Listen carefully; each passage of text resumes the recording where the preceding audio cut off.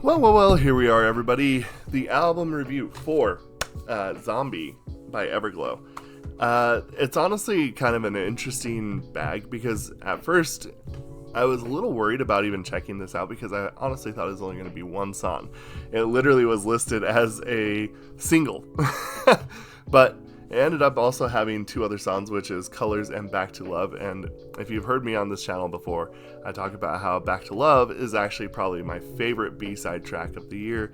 And for good reason, I think. For good reason. And that's why we're going to talk a little bit about this first and foremost. So it's going to be pretty cool. To me, I think one of the things that's so interesting about this release is just the fact that Zombie itself, the title track, is so incredibly dynamic. It's probably one of the most incredibly written songs that I've heard, in a sense, because it's not really emotional, but it's also not something that's super poppy, but it is really catchy. But it just feels like it's really well polished. It's a really nice title track that really just kind of shows off a lot of different songwriting that you normally get. So for me, that's one of the things that I think that this song absolutely just does great. It has a catchy chorus. It's got some great bass work in it, and it's very atmospherical. It's got some grit to it, but it's still polished enough to be able to let you know that what you're listening to is not necessarily something that's going to be so undesirable because of the way that it's written. It's really a nice balance of giving you something kind of realistic feeling, but also not so. It's not so gritty. It's not going to put you off, is basically what I'm saying. It's a solid song. Like I said, for me, not only is it one of the songs that you could consider song of the year, it's probably music video of the year too, like contender. There's a few of them, but that one really got to me. I really like the visuals that they had as well. And I don't really talk about the music videos as much in terms of album reviews, but it is worth noting. So it's really cool. I really just like the strength of their vocalization in the song. I think it's something that's just really worth it, especially to check it out. If this is your first time listening to Everglow especially, yeah, this is a great starting point, I feel like, for me personally. Now, when it comes to the song Colors, I do think that the song itself is really quite cool in a lot of senses. It's got a great harmonization line throughout the whole song. The girls are really good at harmonizing with each other inside that song. It's just really a full-bodied vocal experience. The next thing too is it's probably one of the more catchy songs. It's really catchy, and honestly I think that kind of works for its benefit, because sometimes when things are too catchy and you're trying to make it too appealing, sometimes that can make it lose appeal. But honestly, I think that in this case it kind of lends itself towards itself. The use of big brass, use of wind instruments, the energy behind it is really good. It also uses the millennial whoop, which can be something that's a little bit more on the. It can kind of. Not a lot of people. I shouldn't say not a lot of people. There's some people that just don't like that kind of sound. To me, it doesn't bother me if it's used correctly. I think that it was used correctly. It's really good because it just adds a little bit more depth to the song within itself.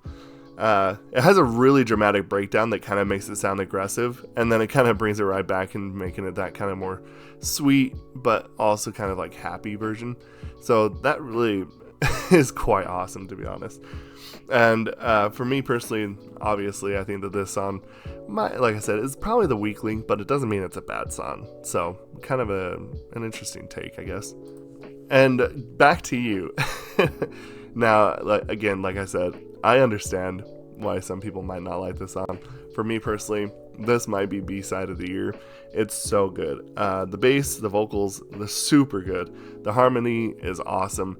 The thing that I find so crazy is that when you get to the chorus, it is a very high pitch. And then instead of just taking that and having one of the members drop down when they come out of the chorus, they do this like de-escalation kind of thing until they get back to the standard, like where the bass line is. It's really kind of really cool, just the way that they do that. And the energy behind it is so good. I think the energy is kind of what is captivating for me, because you add that high pitch, but you add the vocals and the energy, all mixed together. It's really just an incredible way that it's written. It's just something that really can grab your attention. And the nice thing is too is a lot of these are a little bit more on the shorter side. Like there's been some songs that I have reviewed where like it's like 5-6 minutes. I'm like, it really needed to be that long. But you know, that's okay. That's okay. One thing that I also really enjoyed about that too is that when it gets to the chorus, it actually swaps out the muted guitar for a percussion and adds a different kind of percussion again halfway through. Really kind of an interesting decision. The album is well mixed, it's well made. The only complaint that I can, like I said, that I had might be just the fact that it's only 3 songs. If that's I'm someone who has always been someone for really long albums. I have some albums, I'm not even joking, that's like 6 songs and it's like over an hour long. So it's always going to be a weird thing for me to have such limited music on a CD. But in any case, I do have to say that I think that Back to Love, I can't really praise this song enough. For some reason, it just really hits just a nice, sweet tone for me. So after kind of going through it all and looking at it all, honestly, I had this album pegged at a 4.7. I think that kind of works out perfectly. I think that it's one of the higher highlights of the year, but I do think that there are quite a few albums that come out that I would probably say might just edge it out a little bit. I don't know.